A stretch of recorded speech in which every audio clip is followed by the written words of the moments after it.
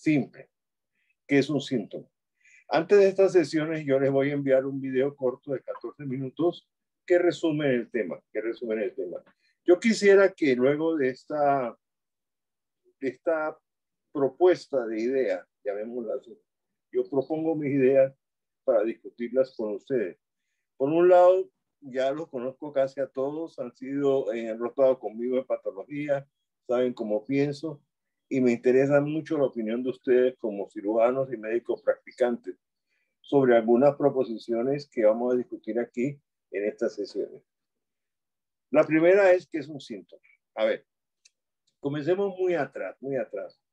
En la evolución del hombre, el cerebro fue cambiando.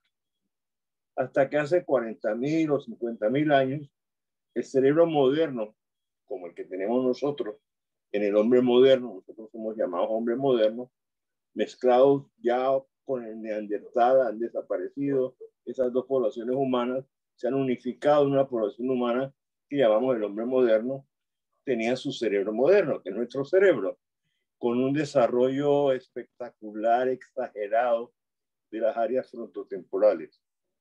Y este desarrollo, yo diría que exagerado, muy humano, pero exagerado, ningún animal lo tiene como nosotros, nos permitió hacer algo que es típicamente humano, que es sentir el dolor del otro y hacer algo por ayudar, la empatía.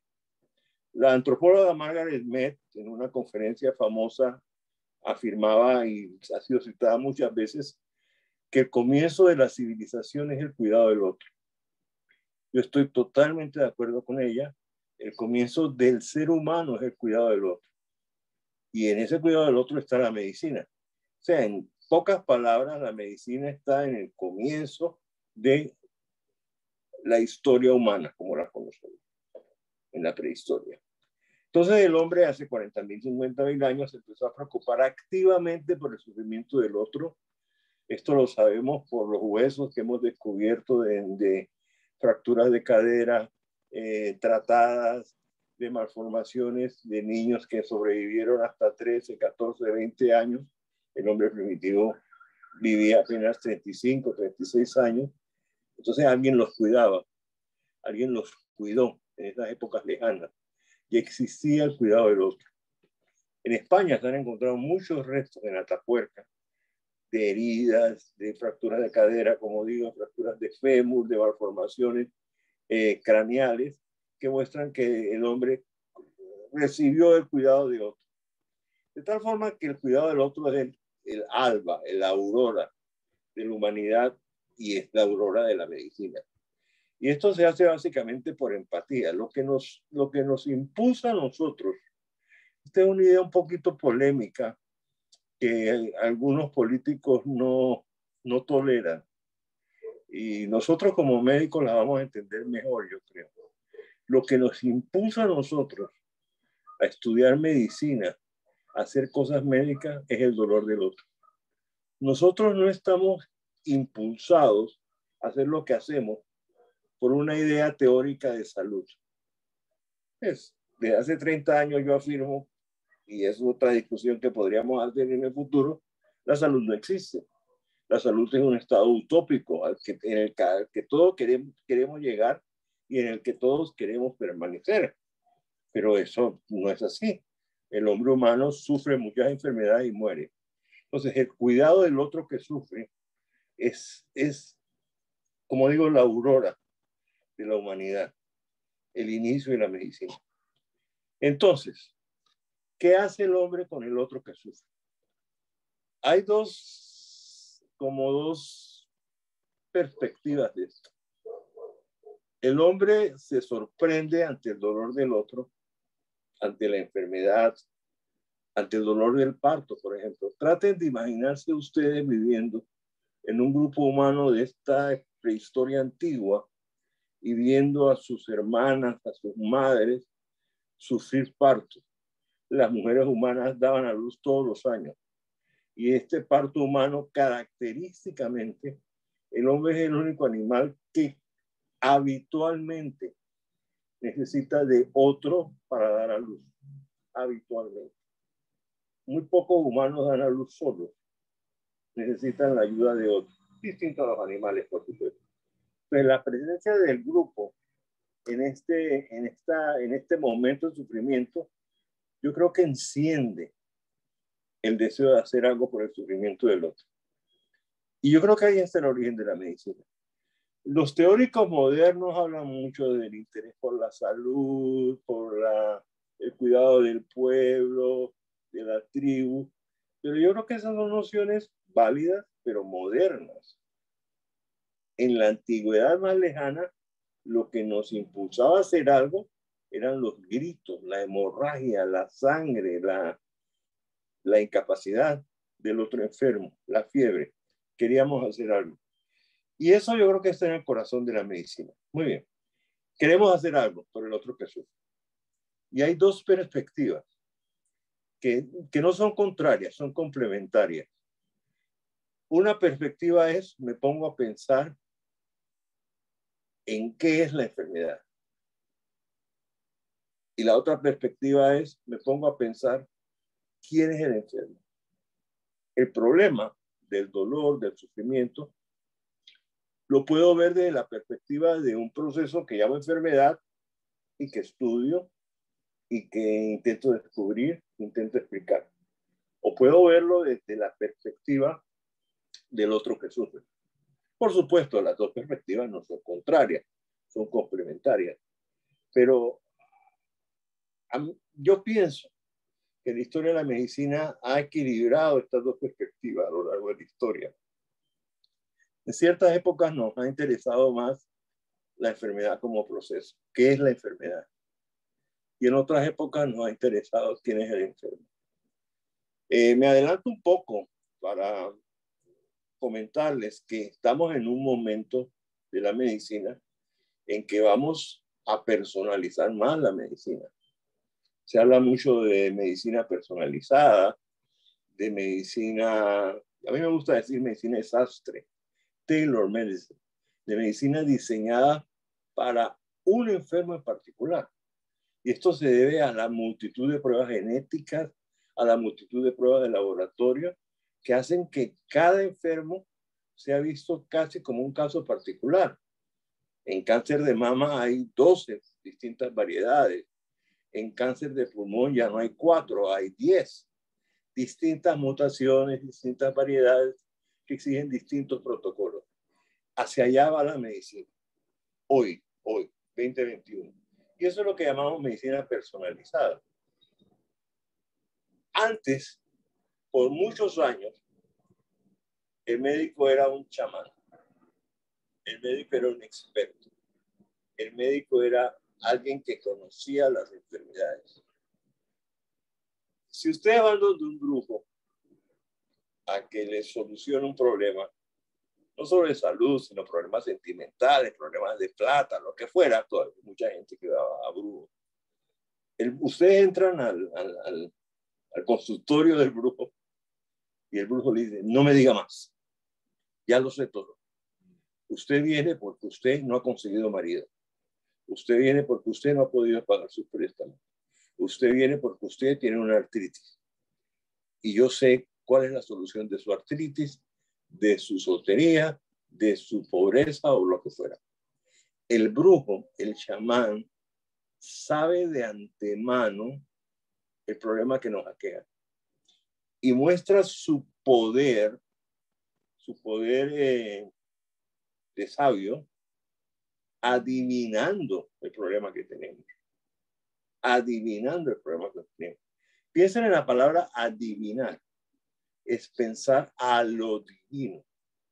Entonces, el chamán, que es un médico como nosotros, y muchos de nuestros colegas son chamanes, mucho más de lo que quisiéramos, piensan a lo divino, que ellos lo saben todo, que ellos saben explicarse todas las enfermedades que llegan a su consultorio.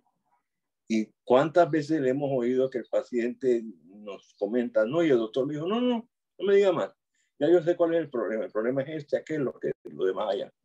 Eso es una manera de ejercer el cuidado del otro que privilegia el conocimiento de la enfermedad.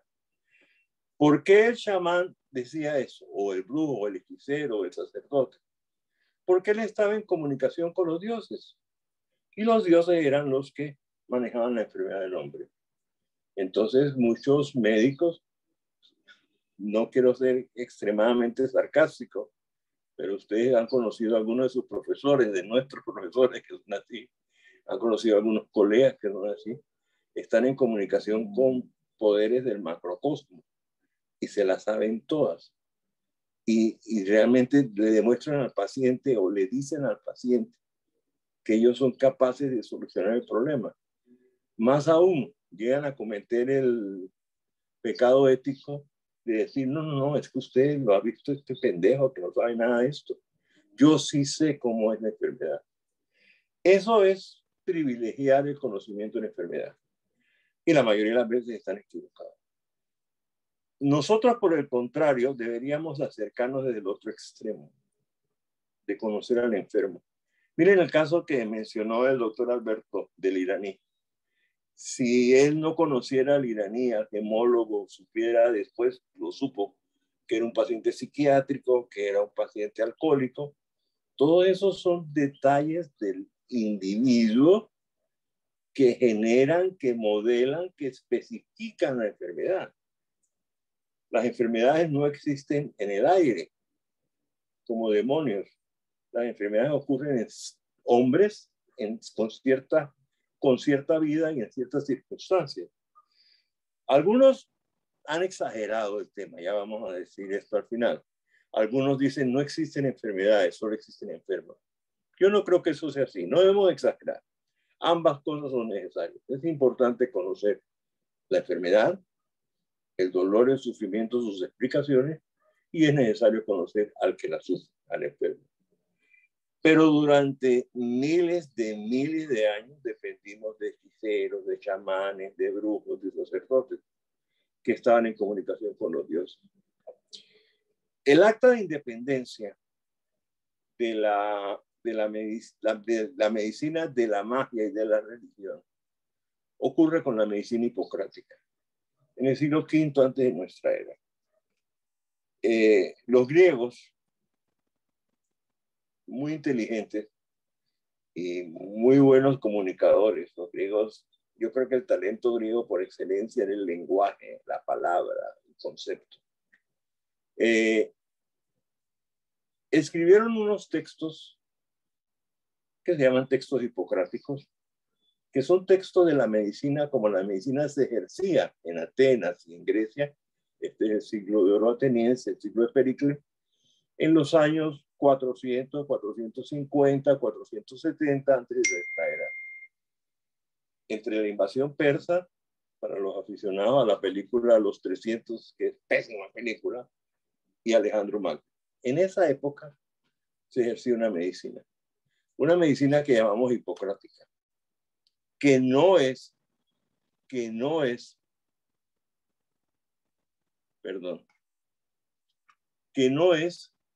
una medicina inventada por Hipócrates. El que vaya a comprar un busto de Hipócrates para poner en su consultorio comete una estafa. Hipócrates no hizo la medicina hipocrática, ni Hipócrates es el padre de la medicina. Podríamos decir que la medicina hipocrática es la madre de nuestra medicina, porque los conceptos que manejó la medicina hipocrática están todavía entre nosotros y son las preguntas que nosotros nos hacemos. Y un concepto importante de la medicina hipocrática fue esta independencia de la medicina de la magia. El médico hipocrático quería saber mucho más del paciente, quería conocer a su paciente. Lo vemos en los títulos de los textos. Perdón, ustedes me están mandando mensajes por...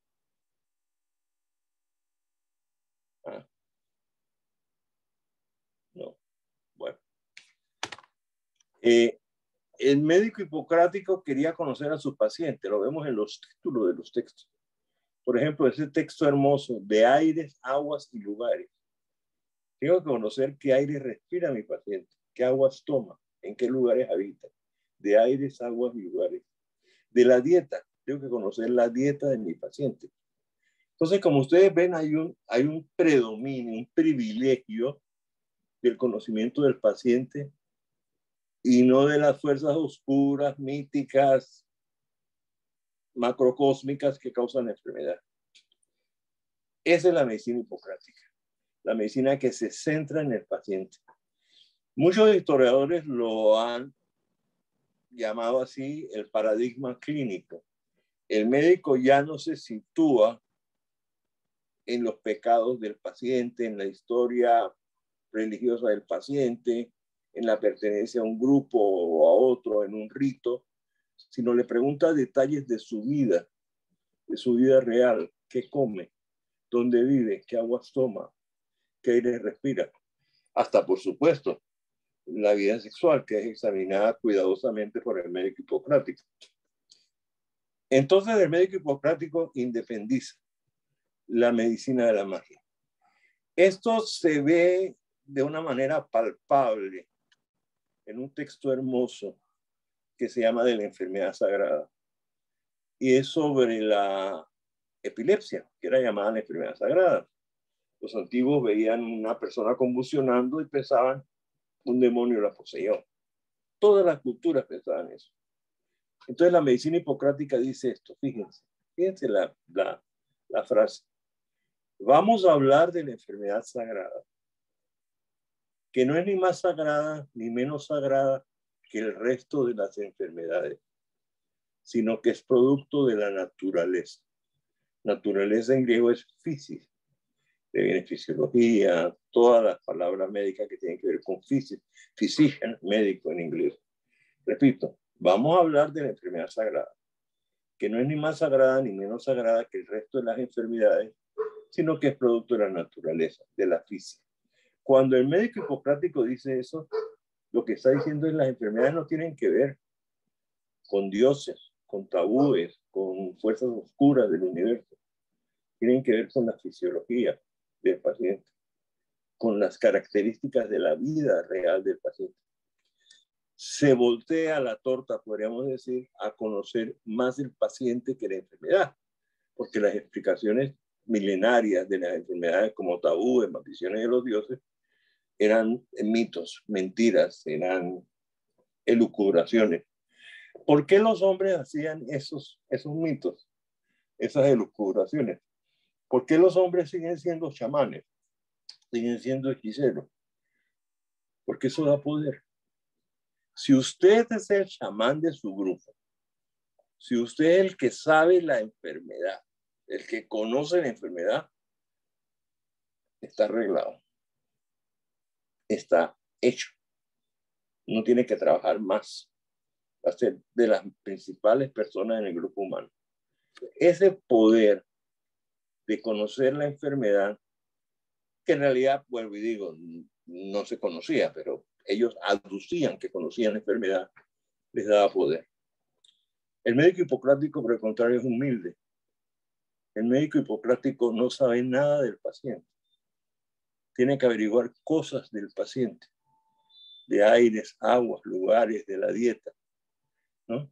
Tiene que conocer a su enfermo, llamémoslo así. Y miren que entonces la perspectiva ha cambiado de los grandes conceptos de enfermedad, salud, bueno, lo que fuera, a la vida del paciente, a los hechos concretos de la vida del paciente. Ese es el gran adelanto que nos dio la medicina hipocrática. Y no puedo dejarla atrás para oír las preguntas y las proposiciones de ustedes sin mencionar un aforismo hipocrático que yo le digo a mis estudiantes, los que han rotado conmigo, quizás se los he dicho ya. Yo creo que todo médico debe aprender. El primer aforismo hipocrático.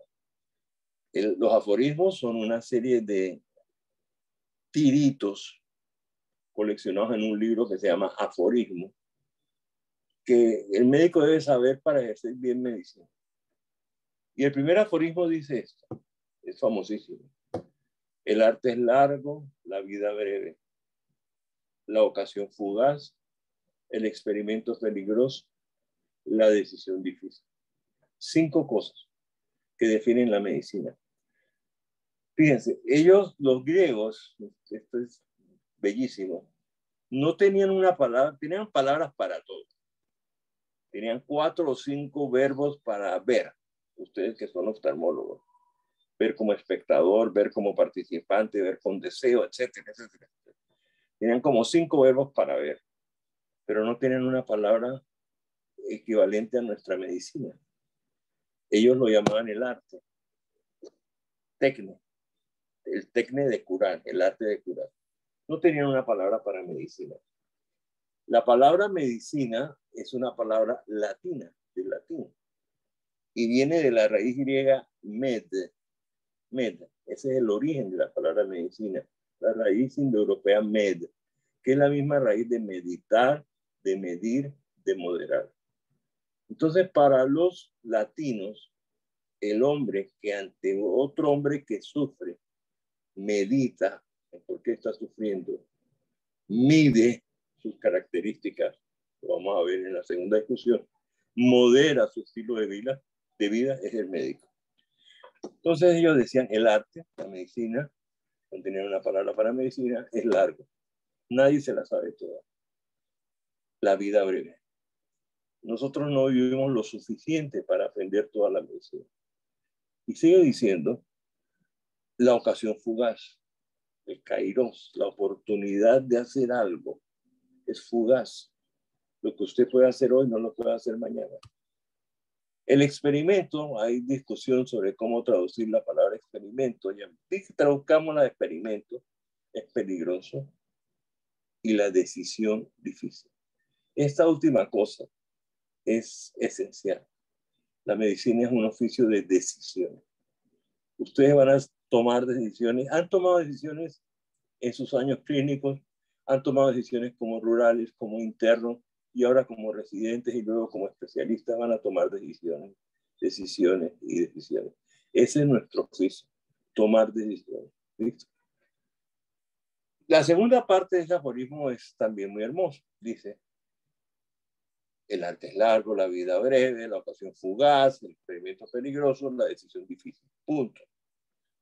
Por eso el trabajo del médico consiste en conseguir que el enfermo, las cosas que rodean al enfermo y las personas que rodean al enfermo cooperen en la salud del enfermo. Miren esa hermosura. Nuestro papel es conseguir que todo eso que rodea al enfermo, su estilo de vida, su manera de vivir, su dieta, etcétera, coopera a la salud del enfermo. Estos textos deberían ser lectura obligada en la escuela de medicina, pero pues ya cada vez somos menos los que extrañamos los cursos de latín y griego. Dejémoslo ahí. Acabemos. Hay escuelas de medicina que han privilegiado el enfermo, el conocimiento del enfermo.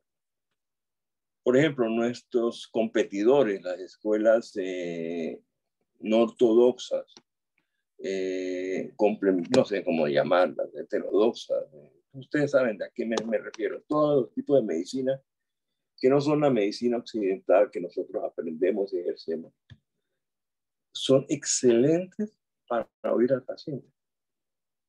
Un médico va donde un profesional de estas medicinas y le dedica 1 hora, me decía alguien que practica esas medicinas, en escuchar al paciente y toda la historia del paciente. Nosotros no tenemos el tiempo, nuestro sistema de salud no lo permite, son distintas explicaciones, pero no lo hacemos. Entonces ellos nos tienen una ventaja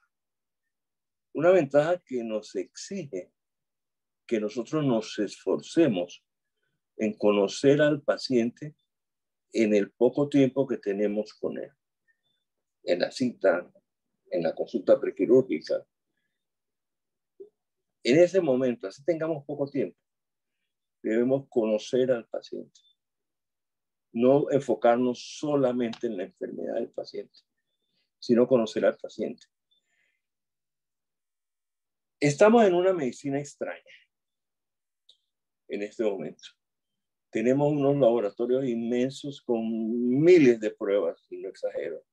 Las pruebas genéticas han duplicado esto. Las nuevas pruebas de laboratorio. Las imágenes, miren todas las imágenes que ustedes usan en oftalmología. Tenemos una medicina llena de conocimiento, de datos de la enfermedad. Pero no hemos progresado mucho en el conocimiento del enfermo. O mejor dicho, lo hemos dejado a un lado. Lo hemos dejado a un lado. Yo, igual que ustedes, yo me eduqué en una escuela de medicina positivista, occidental, creyente en la ciencia. Todos nosotros no podemos sino ser creyentes en la ciencia. La ciencia es lo que nosotros hacemos, con lo que nosotros recibimos, en lo que nosotros nos educamos.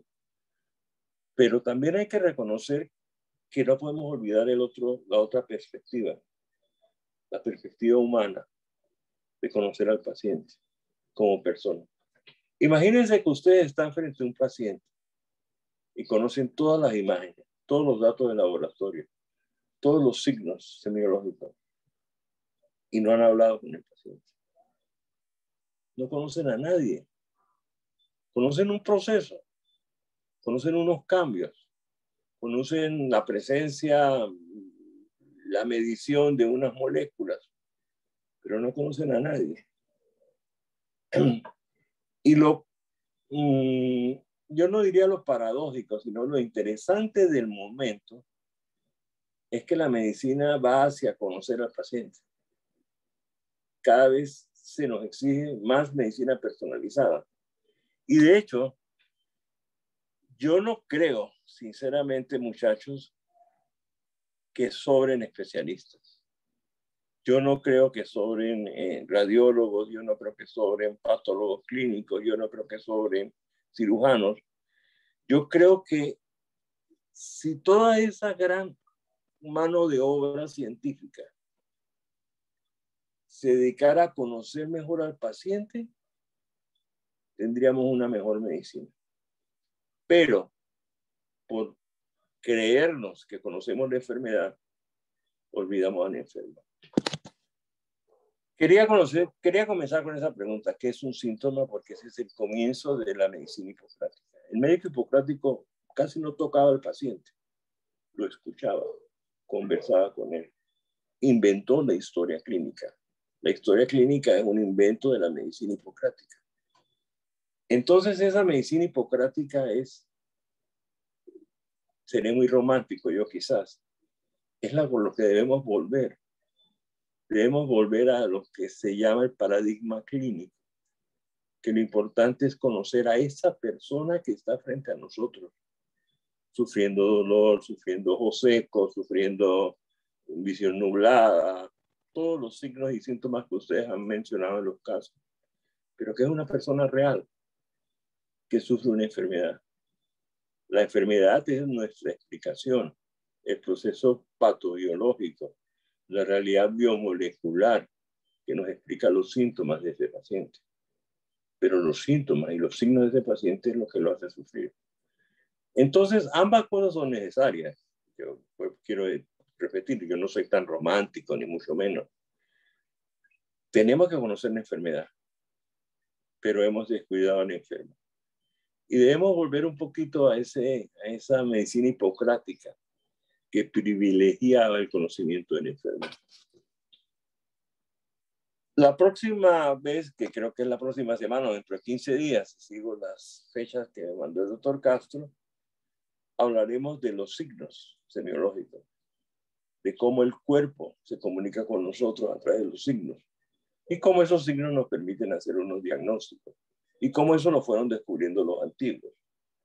Pero hoy quedémonos con esa gran idea, que hay que conocer al enfermo, no solo la enfermedad.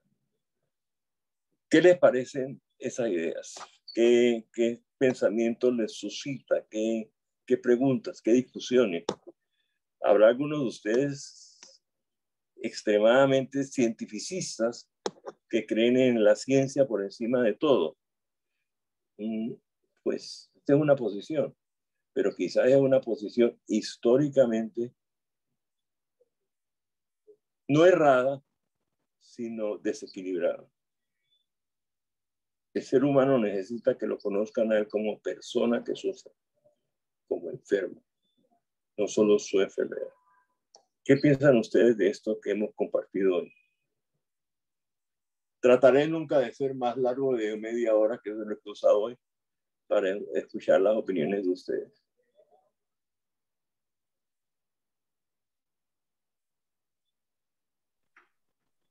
Doc, pues a mí me parece que hay que tener un balance.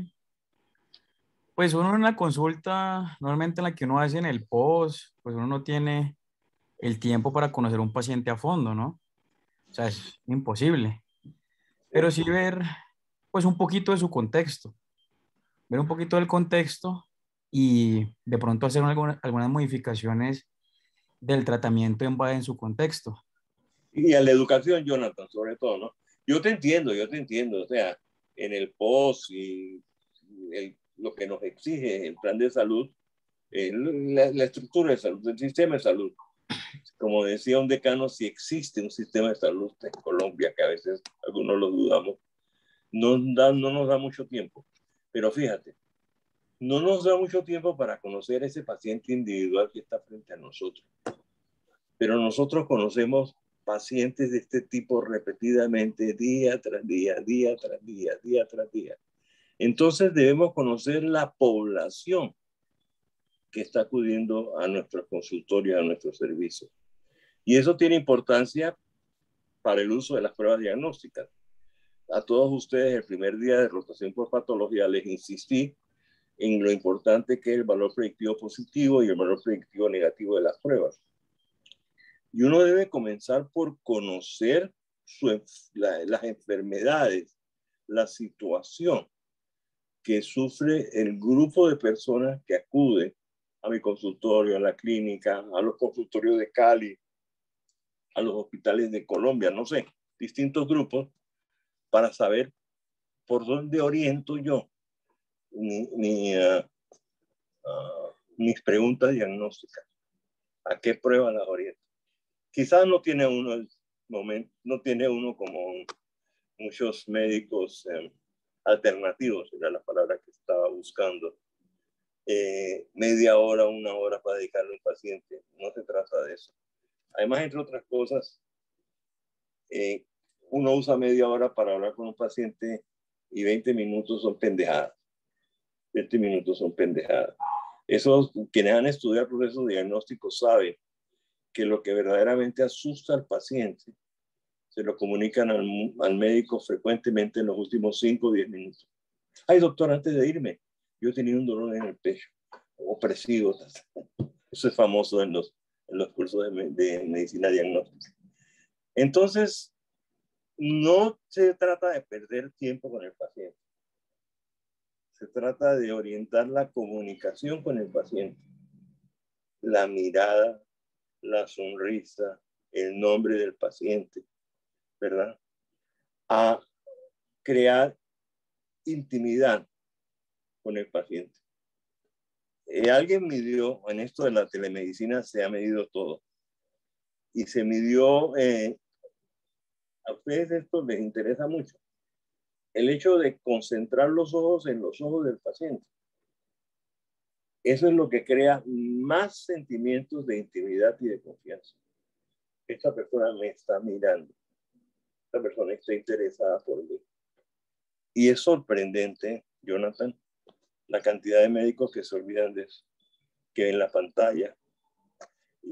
Hay diversas explicaciones. Parte de la explicación es porque estamos a veces tan asustados por los problemas del paciente. Por lo menos a mí me pasaba. Yo que pensaba siempre en enfermedades raras. Veía un paciente en el radio miércoles, ¿esto qué será? Y me perdía. Hay que estar frente al paciente existencialmente. ¿Listo? Creo yo. Todo bien, Doc, gracias. Gracias, Jonathan. Sí, yo agregaría que no necesariamente es un problema del pozo, de los pacientes que hay que ver rápido, porque en la consulta privada, yo ahora que estoy haciendo una consulta más pausada, más calmada, le dedico más tiempo al paciente y aún así a veces me encuentro en las situaciones en que yo digo, yo por qué carajos operé a este paciente, que es un tipo tan enredado, tan complicado, cómo no me lo pillé antes y lo conversé, como en el cuento del iraní, lo conversé bastante, me dice amigo, traté de entenderlo, traté de entender su entorno, sus motivaciones. Exactamente. Y cómo no me pillé que era una personalidad tipo A, demandante, exigente, o tenía un problema psiquiátrico. Entonces, el hecho de que uno diga, debemos hacer un esfuerzo, no quiere decir que ese esfuerzo siempre sea exitoso, ¿no? Que uno siempre le pegue, que uno siempre lo encuentre. Y hay muchos errores, y para que conozcan a sus profesores, esto es verdaderamente interesante. Una vez fui yo donde Alberto a consulta y me dilató, pero nos pusimos a hablar, imagínense, él y yo, de filosofía, de política, de esto, de lo otro, lo demás allá, y se nos pasó que él tenía que examinarme. Y salí yo de la consulta dilatado, cogí el carro, yo sí noté que veía como raro, que veía todo brillante. De hecho, me fui a misa y yo pensé que era una experiencia mística, ¿no? Estaba viendo todo brillante.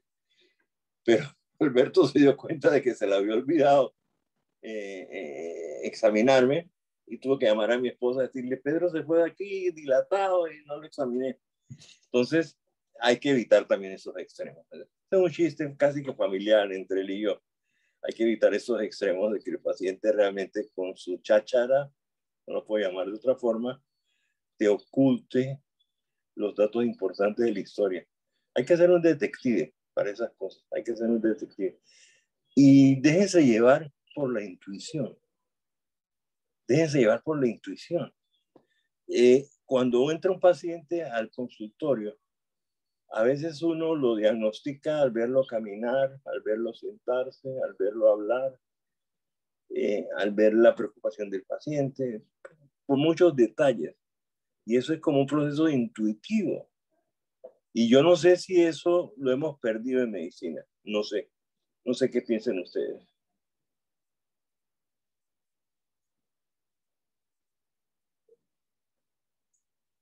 Bueno, no piense mal del doctor Castro que me manda a la casa dilatado, ¿no? Un error entre amigos.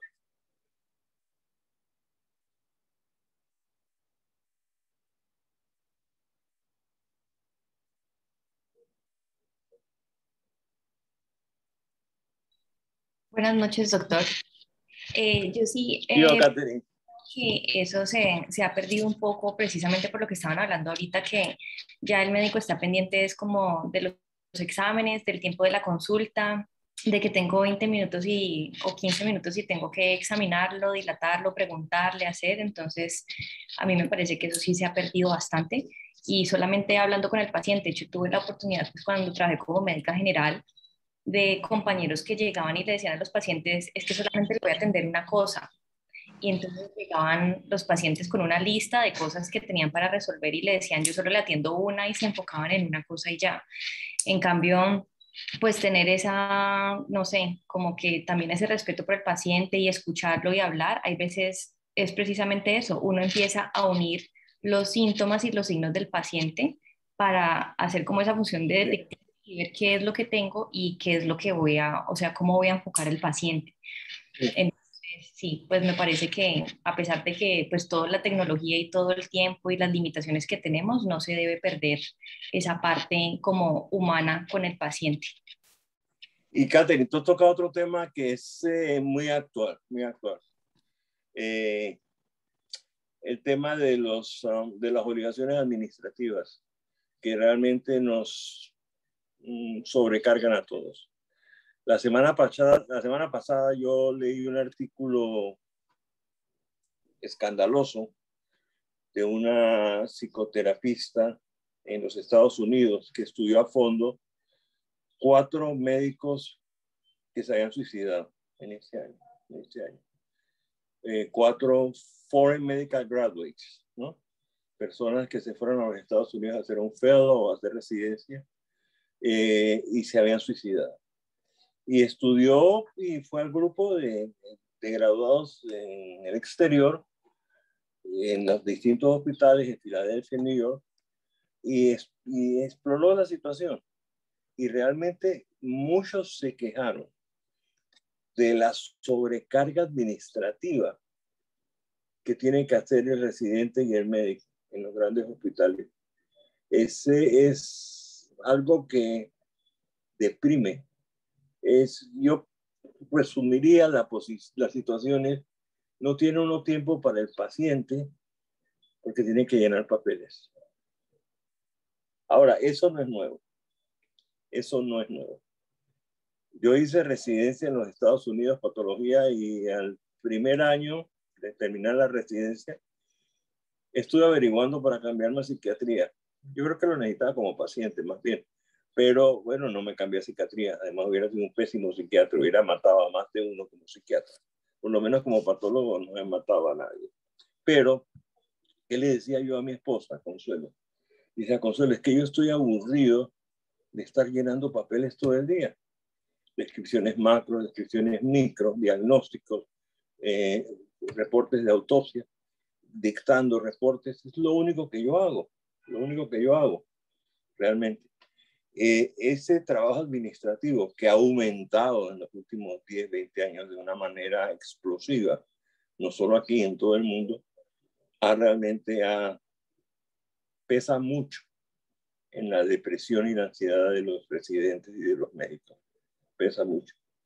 Cuando uno es attending, cuando uno es médico de práctica privada, uno tiene ayudantes, uno tiene secretarias, uno tiene, bueno, las distintas técnicas, imposiciones técnicas que lo ayudan a uno. Pero cuando uno es residente, a uno le toca, y de hecho nosotros hablábamos, cuando yo era residente en los Estados Unidos, a nosotros nos pagan por llenar papeles, y sigue siendo cierto, es doloroso. Pero como dice alguien, todo va a pasar, todo va a pasar. Va a llegar el momento en que vas a tener tu secretaria y todo. Pero es duro, es duro. ¿Alguna otra observación?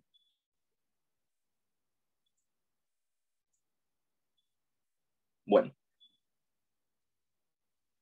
La próxima reunión creo que es dentro de 15 días, si sigo las fechas que me mandó el doctor Castro. ¿Estoy en lo correcto, Alberto? Fíjate rápidamente. Sí, es correcto. En 15 días. Vamos a hablar de la aparición del signo en medicina y de cómo se empezó a entender los órganos y las lesiones en los órganos en medicina, ya no solamente los síntomas del paciente. Y cómo algunas de las cosas que descubrieron esos primeros médicos en Alejandría, de cómo hacer el proceso diagnóstico a partir de las lesiones del paciente, son válidas para nosotros. Listo. Bueno, muchachos y compañeros, colegas, muchas gracias. Ha sido muy divertida esta reunión. Nunca será más de media hora y les mandaré el video correspondiente la semana antes, a través del doctor Castro. ¿Ok? Muchas gracias, doctor.